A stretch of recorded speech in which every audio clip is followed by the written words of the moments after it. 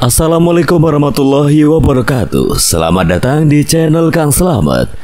Kali ini Kang Selamat akan menceritakan sebuah kisah yang berjudul Santet Malam Satu Suro. Cerita ini ditulis oleh Restu Wiraatmaja. Dan sebelum kita masuk ke ceritanya, buat kalian yang belum subscribe channel ini, tekan tombol subscribe-nya terlebih dahulu dan tekan tombol notifikasinya agar kalian tidak ketinggalan cerita seram lainnya dari Kang Selamat. Gak usah berlama-lama lagi, langsung saja kita masuk ke ceritanya. Santet Malam Satu Suro. Si pengumura dewa tanpa yakin dan tetap.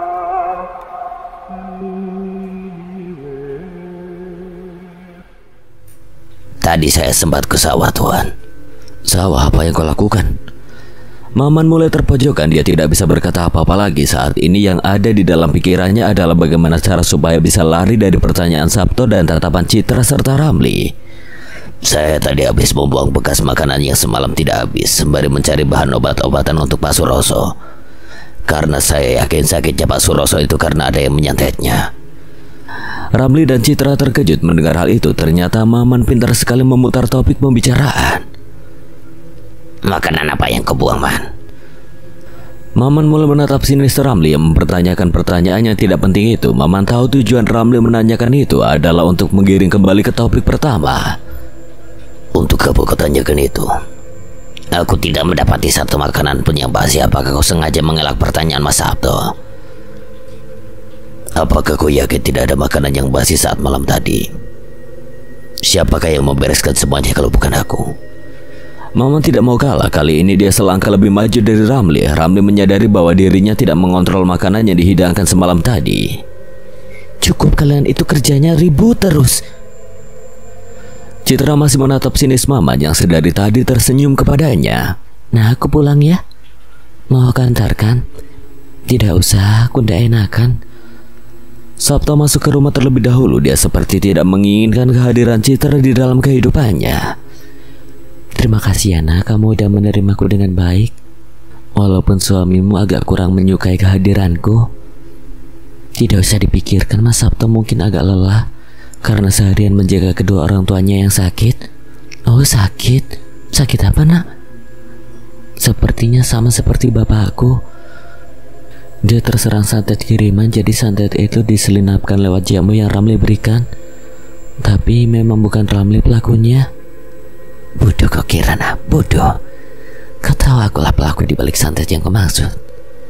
Ini adalah akibat dari perbuatanmu yang seenaknya berebut kekasih orang lain. Oh gitu. Semoga cepat sembuh ya nak. Terima kasih ya.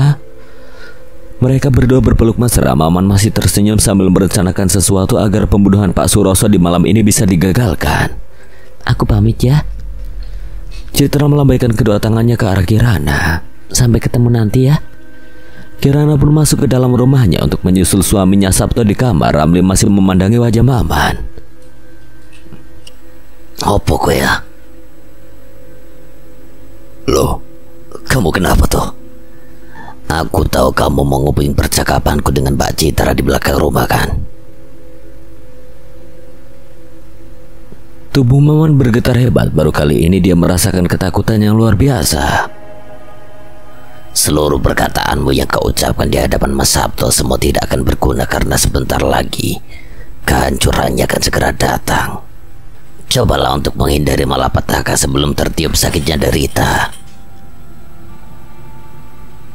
Sekarang bergeraklah semampumu. Kau tidak akan bisa kabur kemanapun. Walaupun kau memberitahu terhadap Mas Sabto dan Mbak Kirana, mereka berdua tidak akan percaya karena keduanya berpikir logis. Ramli pun masuk ke rumah, menyisakan mamanya masih berdiri di depan rumah sambil menatap langit. Benarkah aku akan kalah untuk kedua kalinya? Aku gagal menyelamatkan keluarga Pak Suroso di masa lalu. Aku juga gagal membunuh Sumerep dan sekarang Ramli. Dia mencoba mengancamku. Dunia memang penuh dengan orang-orang unik ya. Tahun 1955, tragedi terbunuhnya keluarga Pak Suroso di masa lalu. Pak, lebih baik Bapak kabur saja. Man, bagaimana dengan Yati? Sementara ini dia selamat, Pak. Pak Mulyo juga sudah menyiapkan mobil untuk Bapak. Bagaimana dengan yang lain? Apakah kamu telah memeriksa kamar keluarga yang lain? Maaf, Pak, semuanya telah mati. Apa? Santet itu menyerang organ dalam, Pak. Tidak ada satu tabib pun yang menyelamatkannya. Kamu tahu siapa pelakunya? Dia siapa, Man? Maman memandangi kamar Pak Suroso yang lantainya penuh dengan darah. Malam itu purnama meredup, angin berhembus kencang dan bunga kantil bermekaran. Sumerep, mantan kekasih dari Bu Yati. Pak Suroso memukuli lantai berkali-kali. Dia ingat betul sosok Sumerep yang pernah mencintai Yati, tapi ditolaknya mentah-mentah karena Yati lebih memilih kepada dirinya. Kenapa harus berakhir seperti ini? Wes Pak, ayo kita lari dari tempat ini. Ketika Maman dan Pak Suroso meninggalkan tempat itu, Maman melihat Ramli masih hidup dan meminta pertolongannya. Maman pun menuju ke arah Ramli. Ramli, kamu udah apa-apa? Tolong aku, Man. Tinggalkan saja, Man. Kita tidak bisa menolong satupun dari mereka. Cepat kita tinggal ke tempat ini sebelum santet itu mendatangi kita lagi. Tapi, Pak, tinggalkan atau menjadi bangkai atau mati. Maman menghela nafasnya. Dia meletakkan kembali tangan Ramli yang penuh luka. Darahnya berceceran di lantai. Nafasnya sudah berat. Tidak ada lagi kesempatan untuk hidup. Man, tolong aku. Maman hanya bisa menatap tubuh Ramli dengan iba, tapi bukan berarti dia kejam untuk tidak menolongnya. Cepat tinggalkan, kita harus selamatkan Yati terlebih dahulu. Baik, Pak. Mereka berdua pun meninggalkan Ramli yang sudah tidak berdaya. Ramli merasa kecewa terhadap mereka berdua. Awas saja kalian.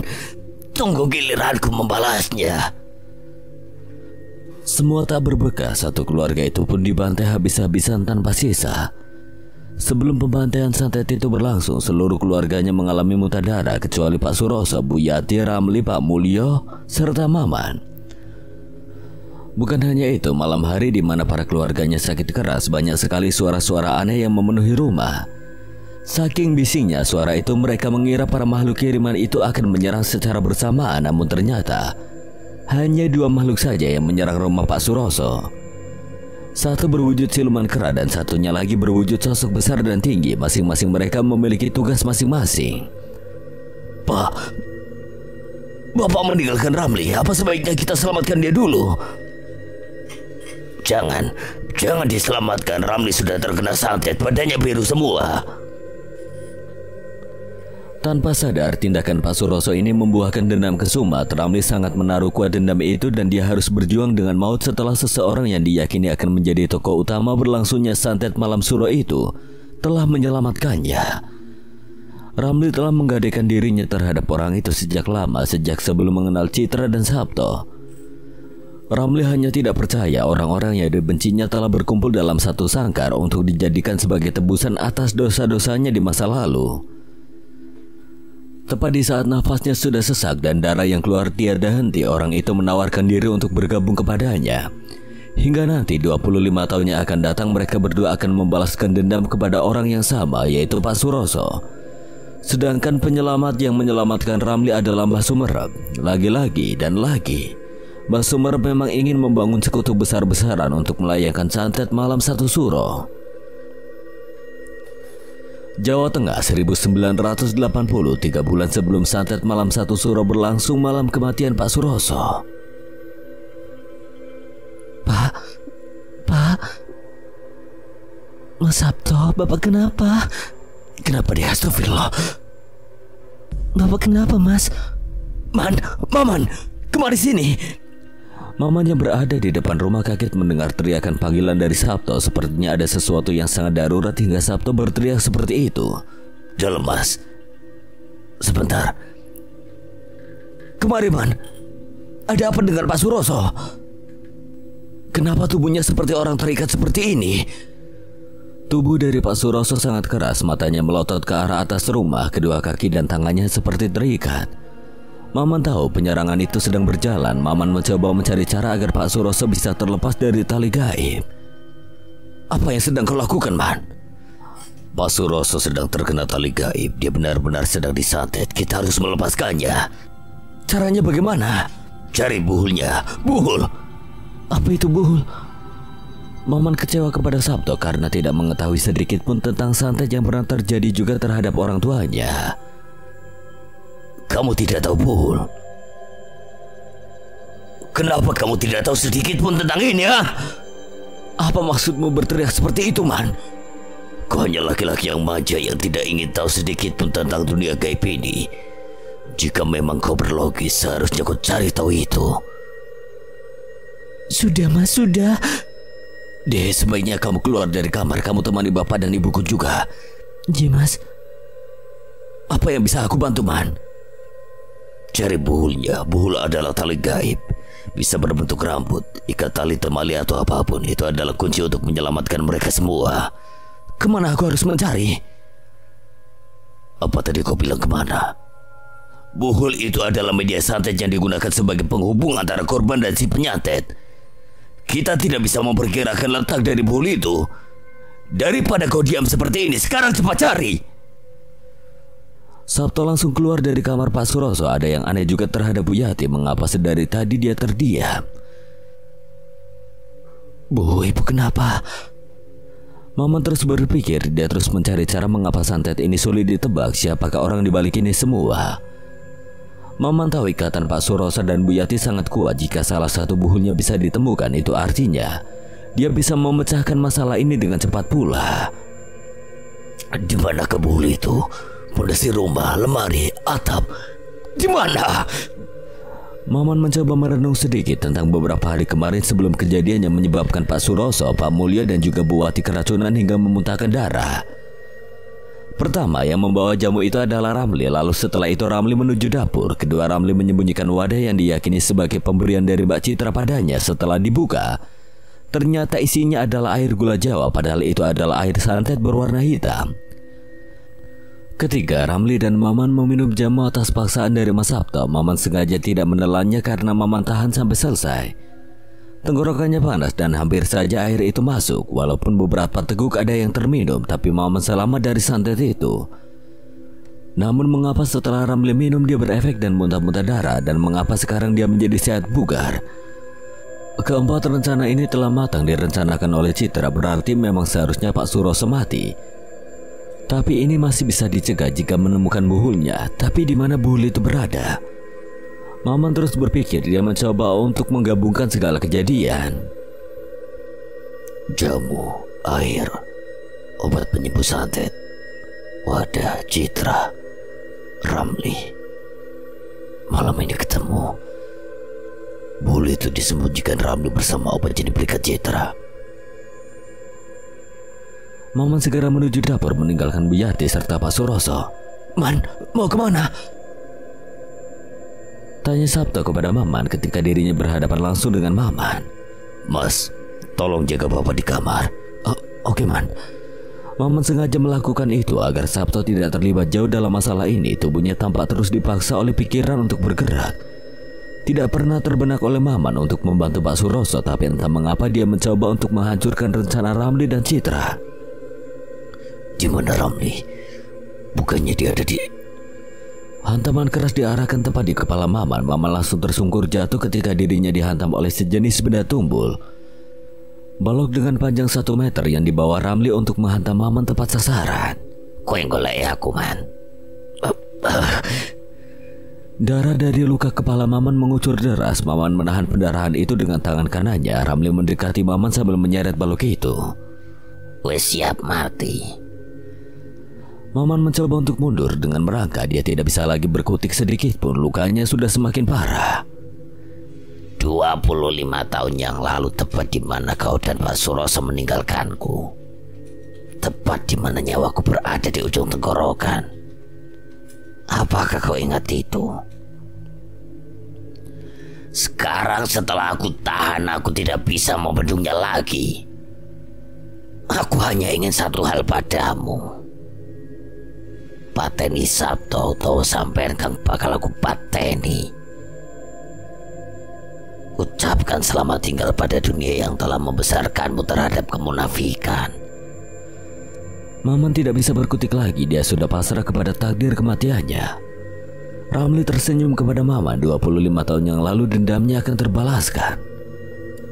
Ramli terpental bersama tubuh lainnya yaitu Sabto. Dia sengaja menjatuhkan diri bersamaan dengan tubuh Ramli untuk mencegah Ramli agar tidak membunuh Maman. Mas Sabto, Man, kamu lari dari sini cepat. Tapi Mas, Ramli bangkit kembali sambil mengangkat baloknya. Dia mengarahkan balok itu ke arah Sabto. Awas Mas! Balok itu mengenai wajah Sabto. Alhasil Sabto terpental jatuh. Dahinya mengalir deras darah yang membasahi lantai dapur. Mas Sabto, kurang ajar kau Ramli. Dia kembali bangkit sambil mengarahkan pisau yang diambilnya dari meja. Dua tikus yang pura-pura bertabiat baik. Kalau munafik ya munafik saja. Sing munafik iku kowe. Ramli segera maju ke arah Maman sambil mengangkat baloknya. Maman mencoba menghindari satu demi satu serangan Ramli. Mau kemana kamu, ha? Ramli, cukup. Apa kau bilang? 25 tahun yang lalu kau bilang momentum ini dicukupkan. Apa kabar dengan kalian yang berada di zona nyaman kala itu? Aku sudah tidak tahan untuk membunuh keparat seperti kamu. Maman telah kehabisan tenaga. Dia tidak bisa berbuat apa-apa lagi. Sepertinya tentang 25 tahun yang lalu, waktu yang tidak sebentar menyisakan dendam hingga sekarang.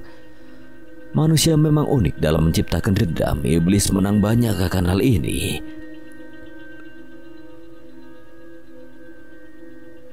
Mas Sabto, apa yang terjadi? Darah ini, siapa yang berani melukai Mas Sabto? Sabto segera menunjukkan sesuatu pada Kirana. Dia mengarahkan jari telunjuknya kepada dua orang yang telah mati-matian saling membunuh. Ramli masih menendang-nendang tubuh Maman yang telah lemas. Sesekali dia mengarahkan baloknya kepada kepalanya. Gimana harkat dan martabatmu? Apakah kamu sudah menyerah begitu saja? Kamu memang cerdas dalam menganalisa, tapi kamu sangat lemah dalam fisik. Manusia diciptakan dengan kemampuannya berbeda, kan? Bagaimana jika beberapa menit kemudian kau akan keluar dari rumah ini sambil menahan luka di bagian perutmu? Apa maksudmu? Apakah kau ragu dengan analisaku? Apa maksudmu, ah? Kirana berteriak memanggil Ramli dan mengarahkan pisau kepada Ramli. Mbak Kirana. Maman segera mengangkat kakinya dan menendang daerah terlarang Ramli. Alhasil Ramli menjatuhkan baloknya dan memegangi bagian selangkangannya. Kirana mengarahkan pisau itu tepat di perut Ramli sambil menangis. Kamu tega, Mas. Kamu ingin membunuh keluargaku lagi. Pisau itu menancap tepat di perut Ramli. Darahnya mengucur hingga membasahi baju Ramli. Mbak, kenapa? Kamu jahat, Mas. Kamu sengaja telah melukai orang yang aku sayangi, Mas Sabto. Kamu juga telah meracuni ayah dan mertuaku. Ramli tersenyum. Dia beruntung bisa ditusuk oleh orang yang dia cintai, permata hati dan pujaannya. Ramli tidak habis pikir. Cinta yang telah lama dia tahan dan sengaja untuk tidak menikahi wanita lain adalah agar dia bisa mendapatkan cinta Kirana. Urusan umur tidak dimasalahkan. Cinta tidak terpaut kepada umur. Tapi ketika hari di mana perjodohan itu tiba, Ramli sangat terpukul mendengarnya. Dia tampak tidak bisa melakukan apa-apa lagi. 25 tahun dia menunggu Kirana dewasa, tapi hanya sisa-sisa belaka. Cintanya bertepuk karena perjodohan orang tuanya. Sejujurnya aku mencintaimu sejak lama, Mbak. Semenjak kau lahir aku ingin merubah hidupku. Aku sengaja tidak menikahi wanita lain agar aku sadar bahwa cahaya cintaku hanya ada pada dirimu. Aku sengaja mengabdi pada bapakmu agar aku bisa mendapatkan cintamu. Kamu adalah orang yang membuat aku tersenyum ketika aku sedang menahan dendam 25 tahun yang lalu. Kirana menatap wajah Ramli dengan tetesan air matanya yang membasahi pipinya. Mas, kenapa? Cintaku tidak bisa diungkapkan, tapi akan aku ungkapkan sekarang. Karena kamu telah mengenalku lebih jauh. Aku buruk, aku sangat jahat dan aku egois karena berambisi mendapatkanmu. Sekarang kita harus pisahkan rasa dan perasaan agar kita bisa mengambil jalan yang kita pilih. Ramli mendorong Kirana dengan sangat keras. Kirana! Sabto berusaha menggapai Kirana, tapi lukanya sudah sangat parah. Dia tidak bisa bergerak sedikit pun. Man, kamu memang orang cerdas yang pernah aku temukan. Coba temukan buhul itu. Mama langsung teringat bahwa buhul itu berada di Ramli. Mas Sabto, buhulnya ada di kantong Ramli. Tetap saja nihil, Sabto tidak bisa berbuat apa-apa lagi. Kirana yang terhembas tubuhnya oleh Ramli tersadarkan. Selama 25 tahun yang lalu, orang yang merawatnya dari kecil telah menyukainya sejak lama. Mengapa cinta serumit ini? Kirana tidak sadarkan diri setelah kepalanya terbentur lantai. Ramli segera melarikan diri lewat pintu belakang sambil menahan luka tusuk di perutnya. Kali ini perasaannya telah terjawab. Dia tidak bisa berbuat apa-apa lagi selain menuju ke rumah Mbah Sumerep untuk meminta bantuan kepadanya. Mbak tidak kenapa-napa. Maman mendekatinya lebih dulu. Sabto pun langsung menyusul Maman sambil merangkak. Mereka berdua segera bangkit sambil menahan luka dan bersamaan membawa Kirana ke kamar. Ramli masih berlarian menerjang pepohonan. Dia berteriak tapi tidak ada satupun yang mendengar dan menjawab teriakannya. Tidak ada lagi tempat untuk bernaung orang hina sepertinya. Ramli pun mencoba mencari jalan besar untuk mencari pertolongan. Tapi pendarahannya sangat deras untuk ditahan. Ramli hampir kehabisan darahnya. Wajahnya memucat. Dia pun terjatuh di pinggir jalan besar sambil memegangi lukanya. Tolong. Tiba-tiba dari arah belakang berhenti mobil jeep. Dari mobil itu turun dua orang menggunakan kostum serba hitam. Satu pria menggunakan tongkat dan jas hitam, sedangkan satunya seorang wanita menggunakan dress hitam bersama kucing hitam. Sambil mendekati tubuh Ramli, dua orang itu sudah berdiri di hadapan Ramli. Ramli yang mengetahui itu merasa terselamatkan lagi. Dia pun mengangkat wajahnya. Hari ini orang yang merasa tersakiti karena cinta telah berkumpul, kata Mbah Sumerep sambil tersenyum. Mbah Sumerep merendahkan tubuhnya sembari mengusap kepala Ramli. Sudah sejauh ini kau masih saja mengharapkan hal yang tak pasti. Mbah, aku tahu maumu, tapi aku akan menawarkanmu sebuah penawaran khusus. Penawaran khusus? Iya benar, penawaran khusus. Apa itu? Citra mendekati Ramli sambil menyerahkan sesuatu. Ini kan, bagaimana? Ramli menggenggam tangannya dengan kesal. Hentikan, jangan. Rumah Kirana beberapa jam sebelum kematian Pak Suroso, Jawa Tengah 1980. Tolong angkat dia ke sini, Man. Baik, Mas. Maman kesal mengapa Sabto tidak mengambil buhul yang berada di Ramli. Mesti tidak sempat. Setidaknya Sabto kembali berikhtiar agar bisa mencegah. Mana apa yang kau pikirkan? Maman hanya terdiam. Dia sudah selesai dengan tugasnya. Mengapa kau diam, Man? Kamu yakin ingin tahu, Mas? Sabto mendekati Maman. Pandangan Sabto mulai menajam ke arah Maman. Apa itu? Kamu sudah membuat kesalahan fatal dalam hidupmu, Mas. Apa kau akan menyesal? Maman kembali mengarahkan kata-kata pedasnya kepada Sabto. Sabto hanya terdiam sambil menundukkan pandangannya. Jika kau ingin merubah hidupmu, tentukan perubahan itu mulai hari ini.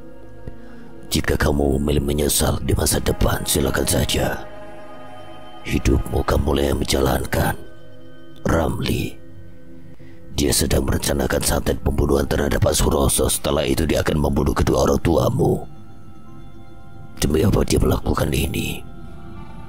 Kau tahu, demi menciptakan ambisi bejatnya. Lalu apa salahku? Kau terlalu baik pada manusia, Mas. Sabto heran mengapa dirinya didikte hingga sampai akar-akarnya. Apakah memang Maman ingin memberitahu mengenai sesuatu kepadanya? Sebuah pernyataanmu yang membuatku kecewa adalah kamu memang orang pintar tapi bodoh dalam membaca situasi. Analisamu rendah. Kamu tidak bisa menjadi diri sendiri. Tubuhmu kamu biarkan terseok-seok kepada gelombang orang lain. Mau sampai kapan kamu seperti itu? Beritahu padaku apa yang harus aku lakukan agar aku bisa menyelamatkan Pak Suroso dan kedua orang tuaku. Maman membalikkan tubuhnya, sepertinya tidak ada harapan lagi dalam diri Sabto. Man, tunggu, apa yang salah? Kamu tidak salah, Mas. Kamu benar, tapi kamu selalu saja telat membaca analisa. Situasi dan kondisi kejadian tadi Bohol itu berada pada Ramli.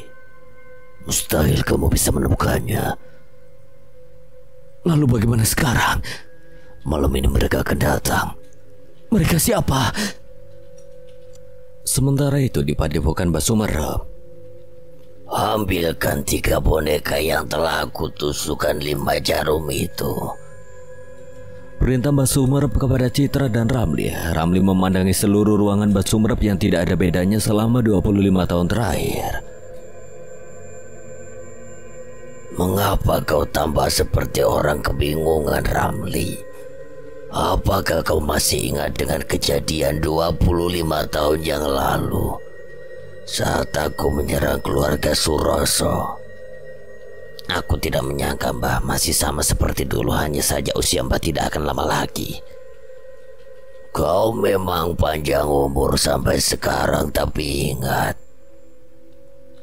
hari ini kamu harus menyerahkan dirimu pada iblis karena kamu telah bersumpah untuk menepati janjimu.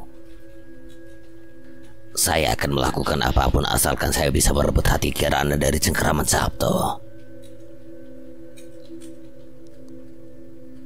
Apa? Merebut Kirana maksudnya?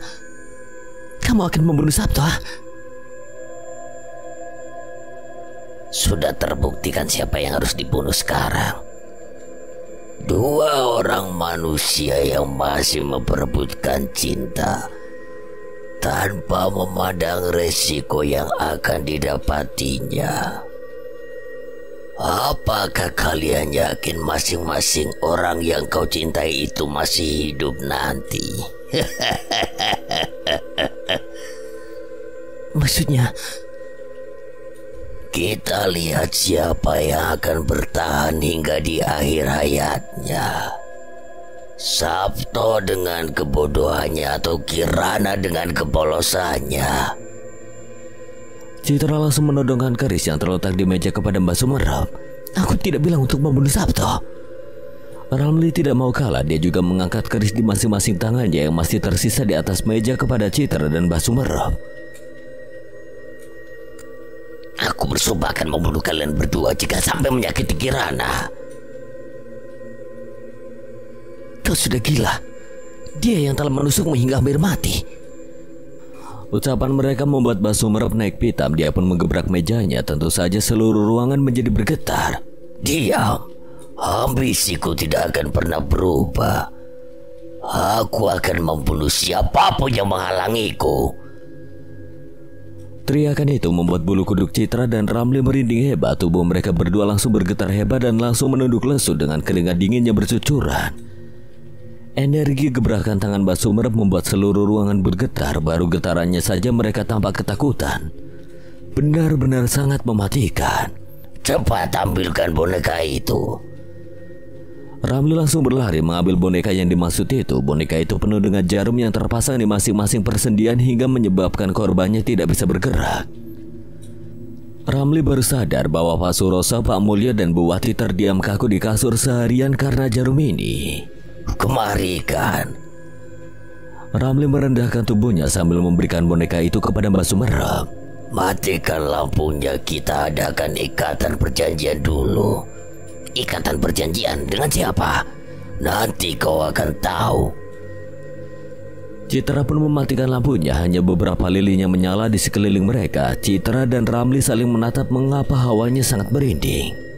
Jangan buka mata kalian sebelum aku perintahkan kalian membuka. Aku akan mengikat kalian berdua pada mereka agar kalian terikat olehnya. Mbah Sumerep membakar kemenyan di atas bokor sambil mengarahkan ketiga boneka itu di atas asap menyan. Pak Suroso, Pak Mulyo, dan Bu Wati terbangun dari tidur lamanya. Matanya melotot ke arah langit-langit kamar. Kedua tangan dan kakinya langsung menyatu seperti sedang diikat. Aku perintah kowe untuk pergi ke tempat yang telah aku tentukan.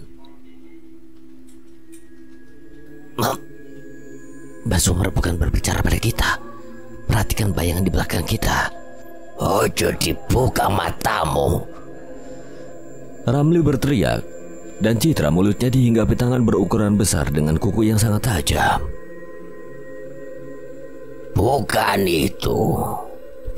itu korbannya. Tangan itu perlahan melepas dari kedua mulut Citra dan Ramli. Nafas keduanya tersengal-sengal sambil menahan air mata yang telah berada di ujung matanya. Bukan itu korbannya. Ini korbannya. Makhluk itu mengambil ketiga boneka yang mana tangannya sangat panjang hingga bisa menjangkau dengan jarak yang di luar nalar. Ketiga boneka itu dilemparkan begitu saja. Makhluk itu menghilang cepat hingga menyebabkan lilin-lilin yang berada di sekeliling Citra dan Ramli mati seketika. Bersamaan dengan itu, pintu depan padepokan Mbah Sumerep terbuka lebar hingga menyebabkan suara yang mirip seperti ledakan. Tentu saja Ramli dan Citra sangat ketakutan mendapati makhluk peliharaan Mbah Sumerep yang diyakini sebagai senjata utamanya dalam membunuh korban-korbannya. Hampir saja kalian dijadikan tumbal olehnya. Jika tidak aku berikan boneka itu, pasti saja kalian akan mati. Makhluk apa itu? Nyalakan lampunya. Makhluk itu yang akan membunuh Suroso. Mereka berdua hanya terdiam, masih terngiang-ngiang dalam pikirannya bagaimana makhluk itu menutupi mulut Citra dan Ramli dengan sangat kencang. Aku tahu kalian syok. Mari kita saksikan kematian dan kehancuran keluarga Suroso untuk yang kedua kalinya. Sementara di rumah Kirana, tubuh Pak Suroso bergetar hebat. Dia sadar bahwa dirinya sedang berada di ujung hayatnya.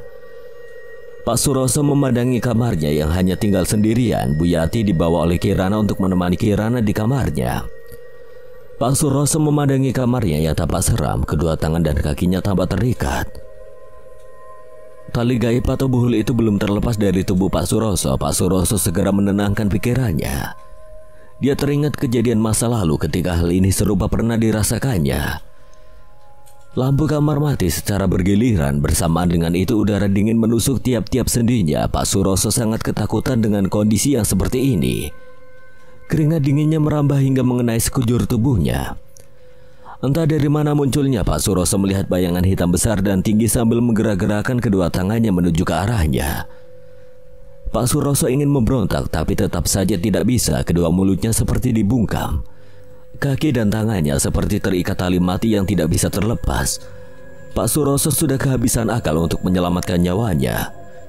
Mulut Pak Suroso dibungkam oleh tangan berukuran besar yang penuh akan bulu. Kuku-kukunya amat tajam. Pak Suroso tidak bisa bergerak, tidak bisa bernafas, matanya melotot tajam. Sedikit demi sedikit darahnya bercucuran dari telinganya. Organ tubuhnya rusak parah. Paru-parunya seakan meledak. Seluruh organ tubuhnya mulai tidak berfungsi. Wajah Pak Suroso menjadi sangat pucat. Begitu pula dengan jantungnya yang berdetak kencang, juga peredaran darahnya yang menjadi tidak normal. Pak Suroso meninggal di tempat. Matanya melotot ke arah depan manakala tatapannya menghadap kepada makhluk besar dan tinggi itu membungkam mulutnya. Darahnya mengalir deras dari telinga juga hidungnya akibat dari penekanan dan penyumbatan peredaran darah. Makhluk itu menghilang bersamaan dengan lampu kamarnya yang menyala kembali. Kasur yang ditempati Pak Suroso telah penuh dengan darah. Satu dari tiga boneka itu sudah rusak penuh dengan cairan berwarna merah. Itu artinya korban pertama telah gugur. Kau lihat Suroso telah mati. Ucap Mbah Sumerep, Citra dan Ramli memandang boneka yang sudah rusak itu. Makhluk-makhluk itu memang hebat kan? Dengan sekejap dia bisa membunuh orang yang aku inginkan.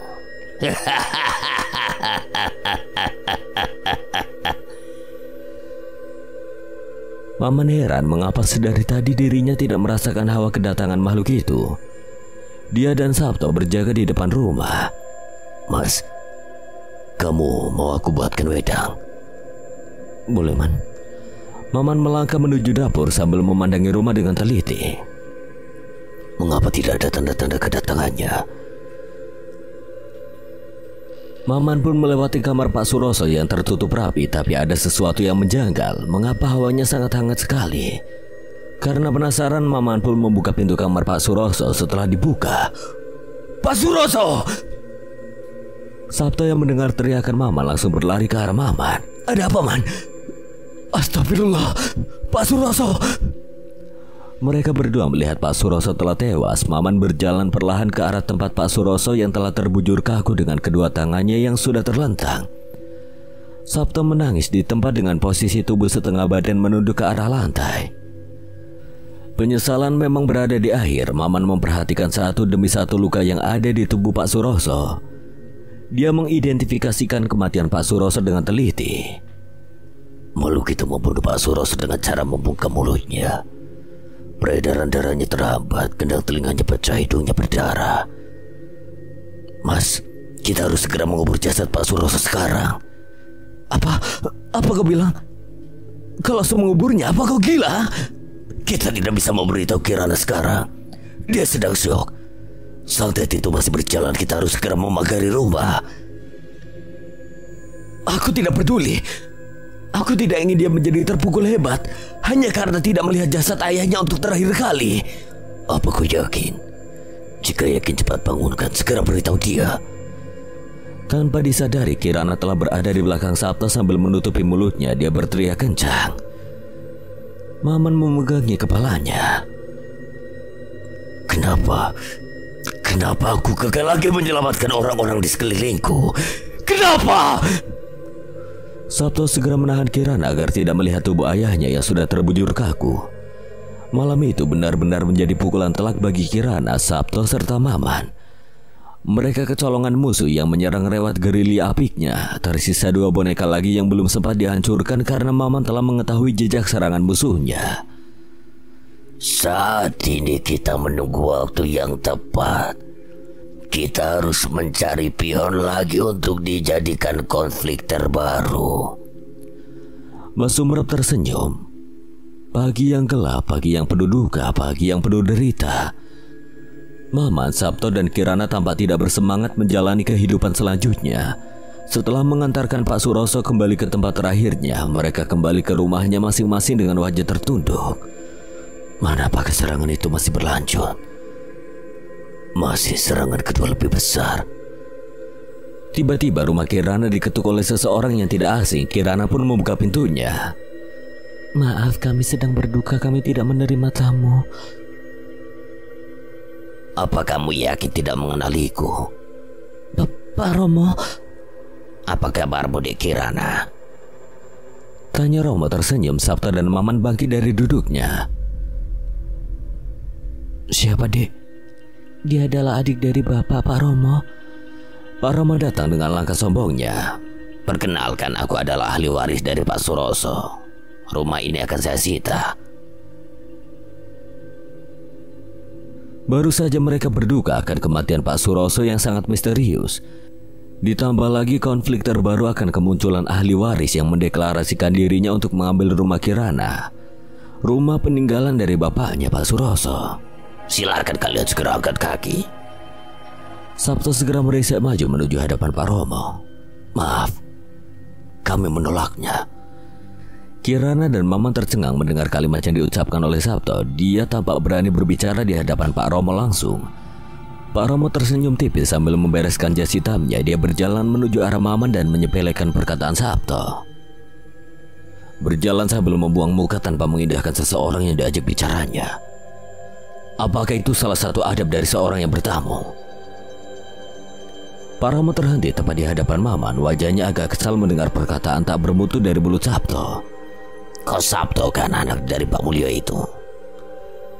Kau tahu Kirana, apa tujuan sebenarnya Pak Mulyo menjodohkanmu dengan Sabto? Apa itu? Orang tuamu tidak tahu hal ini. Bapak sebelumnya belum memberitahu akan hal ini kepada aku. Katakan apa tujuan sebenarnya perjodohan ini dilakukan? Pak Mulyo menjodohkan anaknya hanya untuk merebut harta dari keluarga ini. Apakah jawaban itu cukup? Kirana menutup mulutnya sambil menatap wajah Maman dan Sabto. Jadi kalian semua... Berhenti mengoceh brengsek. Kau tahu apa tentang perjodohan kami? Maman, setidaknya kau harus memberitahu hutang-hutang tuanmu kepada anaknya. Maman masih terdiam. Dia belum berani mengucapkan sepatah kata pun terhadap Pak Romo. Kau memang cerdas, Man, tapi sayang kebohonganmu di masa lalu tidak bisa disembunyikan lagi. Perantara memang seperti itu kan? Maman menggenggam tangannya dan langsung menghajar wajah Pak Romo dengan sekuat tenaga. Tapi Pak Romo telah membaca pergerakan tangan Maman terlebih dahulu. Kecerdasanmu tidak pada fisik, Man. Jadi berpikirlah kembali jika kau ingin menyerangku saat ini. Apa maumu, Romo?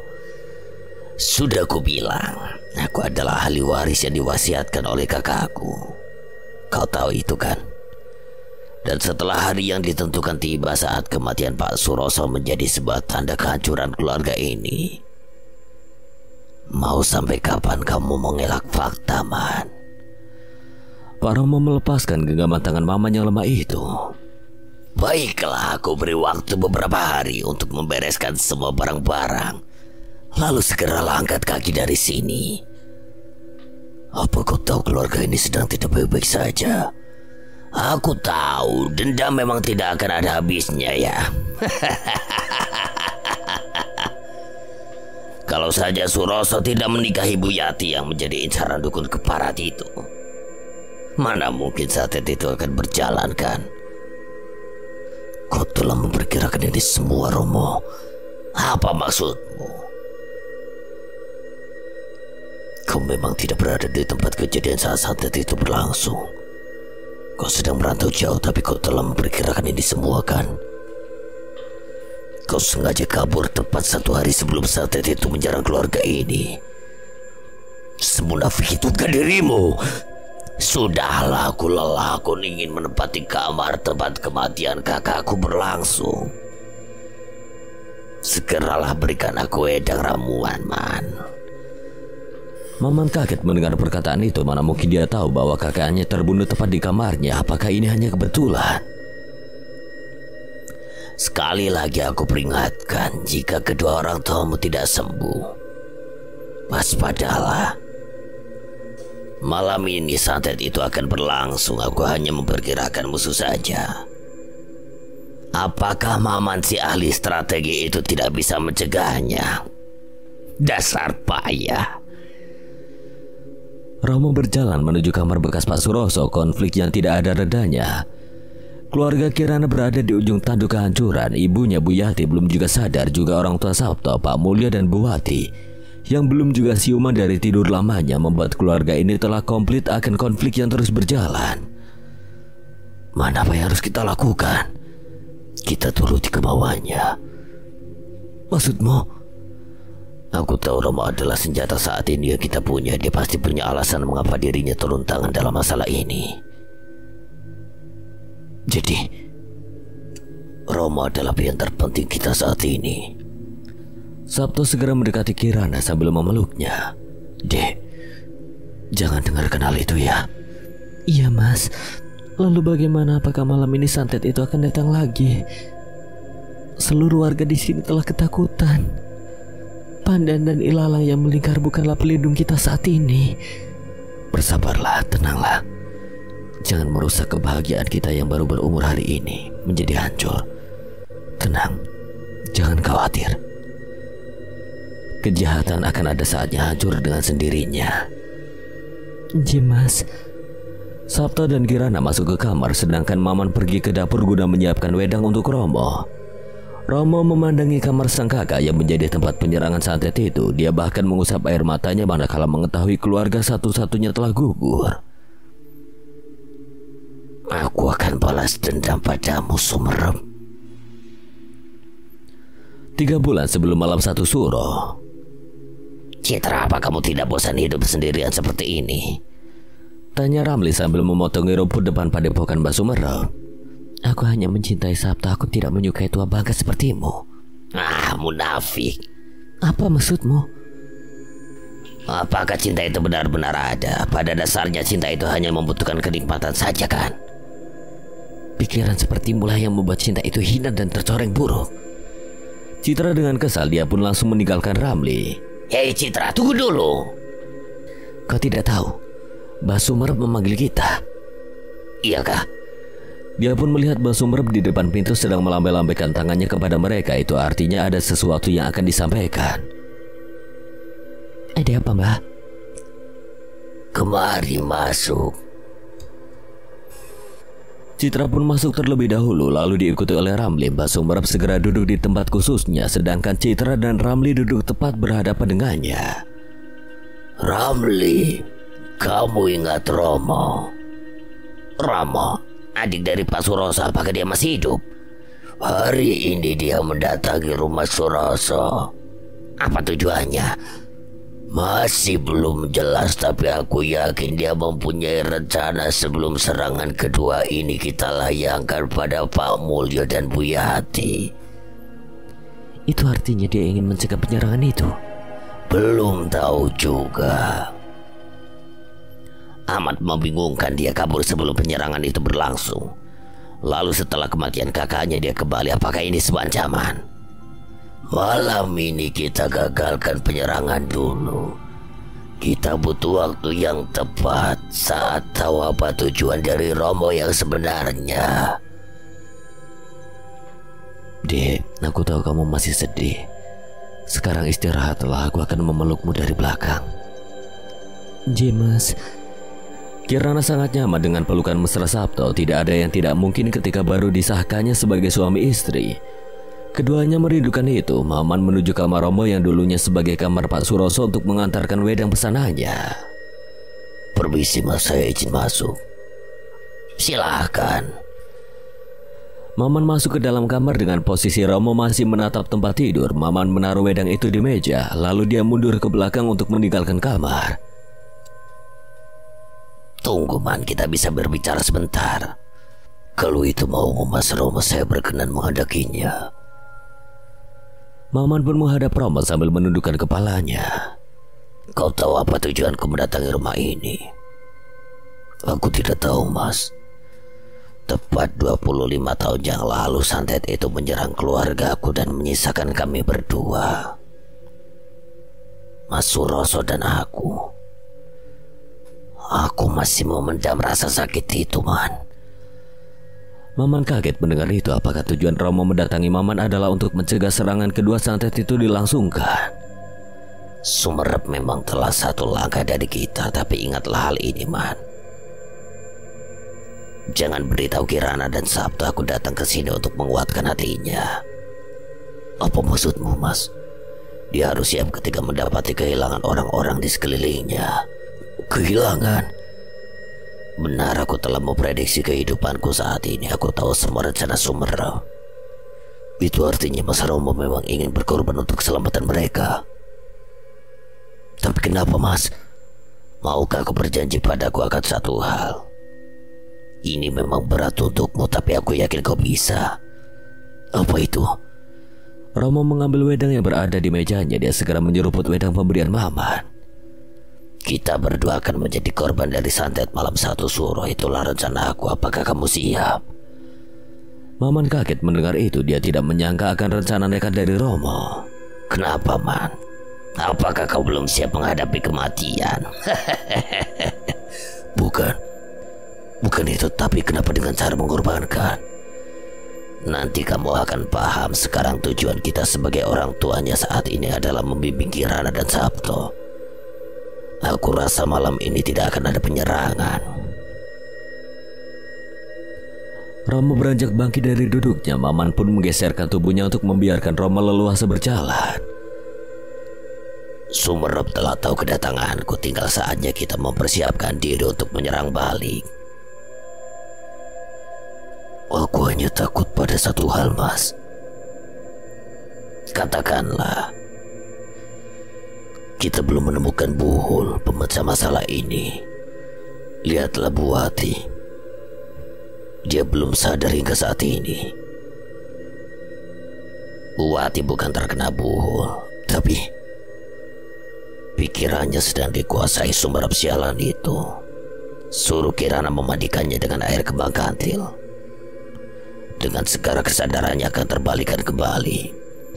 Tanamlah cahaya menghadap ke barat untuk mencegah hal yang tidak diinginkan terjadi. Baik, Mas. Mas, saya ingin bertanya satu lagi mengenai Sumerep. Apakah dia masih memiliki rasa dan perasaannya mendalam hingga sekarang terhadap Buati? Tanya Maman. Romo memandangi langit-langit kamar sambil menghela nafasnya. Memang benar cinta itu sulit dipatahkan walau dengan dendam sekalipun. Aku yakin cinta Sumerep melebihi dendamnya kepada kakakku Suroso.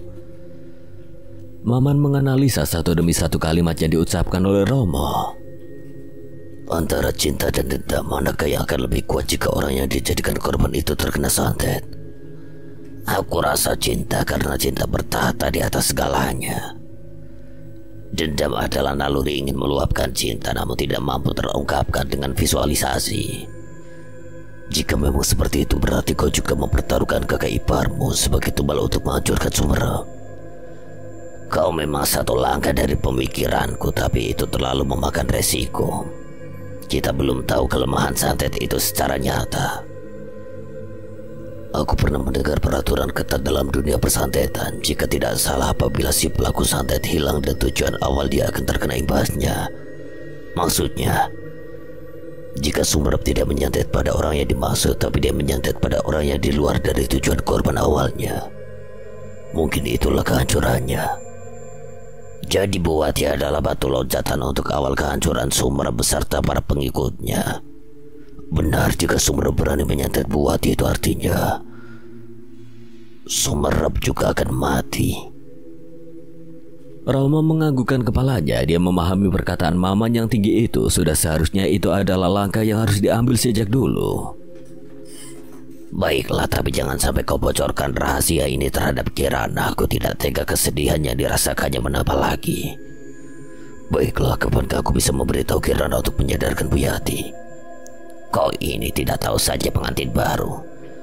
Mereka berdua sedang menikmati bulan madunya. Sudahlah, tenangkan pikiran liarmu. Santet itu tidak akan menyerang hari ini. Baik, Mas. Saya akan menunggu waktu yang tepat untuk mengatakannya. Apakah kita bisa menyerang santet itu sekarang? Tidak hari ini. Aku punya rencana lain. Apa rencana itu? Aku akan membunuh mereka berdua dengan cara yang berbeda. Akan aku buat Sabto, Kirana, Romo, dan Maman bertukuk lutut padaku sebelum satu suro itu berlangsung. Citra dan Ramli saling memandang. Mereka berdua tidak paham apa yang disampaikan oleh Sumerep kepadanya. Jadi apakah Pak Mulyo dan istrinya akan kita bunuh? Pasti. Citra dan Ramli hanya menunduk pasrah dengan apa yang dikatakan oleh Sumerep terhadapnya. Penyerangan itu gagal Mbah Sumerep lakukan karena pionnya dimaksud untuk mengisi kekosongan rumah Kirana, yaitu Romo memiliki rencana penyerangan tersendiri. Hari ketiga setelah kematian Pak Suroso. Sabto, Kirana, aku ingin ngobrol sebentar terhadap kalian. Kirana dan Sabto segera mendekati Romo yang telah terduduk di ruang tamu. Begini, aku bisa menyembuhkan Buyati, tapi itu membutuhkan waktu. Alasan sederhananya, Buyati sedang dikendalikan oleh Sumerep, jadi kita bisa merebutnya kembali. Tapi juga tidak semuanya kita dapatkan secara utuh. Kira-kira solusi apa yang diberikan oleh Mas Romo kepada kita semua? Tanya Sabto. Maman mendatangi mereka sambil membawakan makanan dan wedang untuk melengkapi obrolan hangat ini. Maman, duduklah, bergabunglah dengan kami. Jemas, begini aku bisa menyembuhkan Bu Yati, tapi itu membutuhkan waktu. Alasan sederhananya Bu Yati sedang dikendalikan oleh Sumerep, jadi kita bisa merebutnya kembali, tapi juga tidak semuanya kita dapatkan secara utuh. Secara fisik ibumu memang sehat, Kirana, tapi secara batin dia tersiksa karena seluruh tubuhnya telah diambil seluruhnya dan dikendalikan untuk sekarang. Kita harus hancurkan buhul tali gaib itu dengan memandikannya malam ini. Kalian mengerti? Apakah ada sesuatu yang harus kita waspadai? Aku minta padamu untuk menaruh daun pandan dan lingkaran ilalang di setiap pintu. Lalu taburkan beras di depan rumah, belakang hingga samping. Tujuannya? Makhluk itu masih mengintai kita. Makhluk yang mana? Man, jangan lupa taburkan juga di atas rumah ya. Siap Mas, sebentar. Mas Sabto sebelumnya pernah mendengar suara genteng yang berjatuhan di malam hari. Pernah Mas. Itulah dia santet jenis kiriman makhluk gaib. Sebenarnya berapa santet yang dilayangkan oleh Sumerep? Lebih dari 3. Sebanyak itukah? Itu baru yang diketahui hingga sekarang. Sumerep bukan tipe musuh yang mudah ditebak. Pemikirannya setiap hari bercabang. Itu artinya dia baru memasang akar di rumah ini. Benar sekali, untuk buahnya akan tumbuh jika batang dan daunnya telah lebat. Dan tahukah kalian siapa yang akan memenuhi daun serta batang dari penyerangan ini? Jika akarnya adalah Pak Suroso, berarti kemungkinan ada batang dan daun yang harus dipenuhi untuk memiliki buah. Kedua unsur itu adalah... Benar. Bapak dan ibumu yang akan dijadikan daun serta batang dari santet yang akan menumbuhkan buahnya. Kurang ajar. Dia telah berpikir sejauh ini. Kita harus menggagalkannya. Apakah bisa disembuhkan sama seperti Bu Yati yang hanya bermodalkan memandikannya dengan bunga kandil? Tidak, itu beda kasus. Aku masih kepikiran dengan Rami mengapa dia sedendam itu dengan keluargaku. Ada kalanya yang kita anggap baik itulah keputusannya tidak sesuai. Jadi mulai sekarang jangan arahkan setiap masalah pada orang yang salah. Baiklah, sekarang kita persiapkan tutup rumah kita seharian. Jangan ada satupun warga yang mengetahui kegiatan kita. Siap Mas. Pak Romo dan Sabto menyiapkan pandan dan ilalang melingkar untuk ditempelkan di setiap pintu. Sedangkan Kirana melakukan persiapan untuk segera memandikan ibunya, Bu Yati. Sedangkan Maman, dia menaburkan beras di hadapan rumah, samping, belakang hingga atas rumah untuk memastikan sinyal atau mata-mata Sumerep melalui makhluk yang biasa memberikan informasi terhadapnya. Setelah dirasa selesai, Pak Romo segera memasuki kamarnya dengan membawa sebuah kain putih berisi bunga kantil untuk diberikan kepada Kirana. Cepatlah lakukan. Biar kami yang menjaga di luaran, paham? Jika ada masalah, segera buka pintu apapun itu. Iya Mas. Brengsek Romo. Kenapa Mbak? Mata-mataku telah dibutakan penglihatannya oleh Romo sialan itu. Tidak aku sangka kita mempunyai musuh baru yang lebih cerdik dari Maman. Maksudmu makhluk yang biasa bertengger di atas rumah Kirana tidak bisa lagi memberikan informasi pada kita? Benar. Satu persatu langkahnya sangat berbahaya. Kita harus segera mempercepat pembunuhan terhadap orang tua Sabto. Apakah itu tidak terlalu terburu-buru? Kita harus tumbuhkan batang serta daunnya untuk menumbuhkan buah dari santet yang kita serang di malam satu suro ini.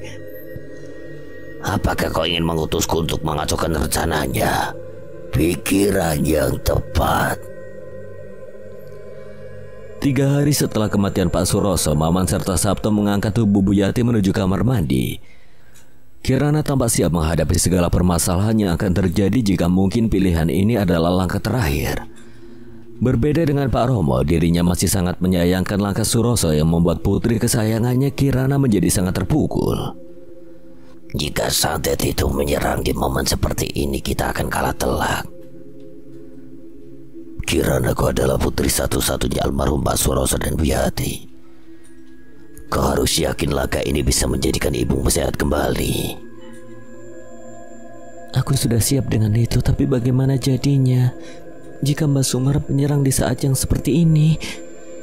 Sabto mendekati Kirana yang berada di pintu kamar mandi. Ibunya Bu Yati telah didudukkan di kursi yang telah dulu diletakkan di kamar mandi. Kamu adalah orang baik. Kamu putri kesayangan sepeninggal bapakmu. Aku yakin kamu bisa. Jangan ragu deh. Sekarang mandikan ibumu. Aku dan Sabto akan menjagamu dari depan pintu kamar mandi ini. Jika ada apa-apa, ketuklah pintu 3 kali. Baik, Mas. Namun berbeda lagi jika ada yang mengetuk pintu dari arah depan kamar mandi. Aku akan berikan kode. Kode seperti apa, Mas? Jika aku mengetuk hitungan ganjil, maka Sabto dan aku yang mengetuknya. Tapi jika hitungan genap, itu bukan kita, melainkan itu adalah ketukan orang lain. Kau paham? Baiklah, aku paham. Lakukan tugasmu dengan baik. Kirana segera menutup pintunya. Dia melakukan tugasnya untuk memandikan ibunya dengan bunga kantil pemberian Pak Romo. Pak Romo menjaga pintu depan rumahnya. Sepertinya ada sesuatu yang akan datang dengan tiba-tiba.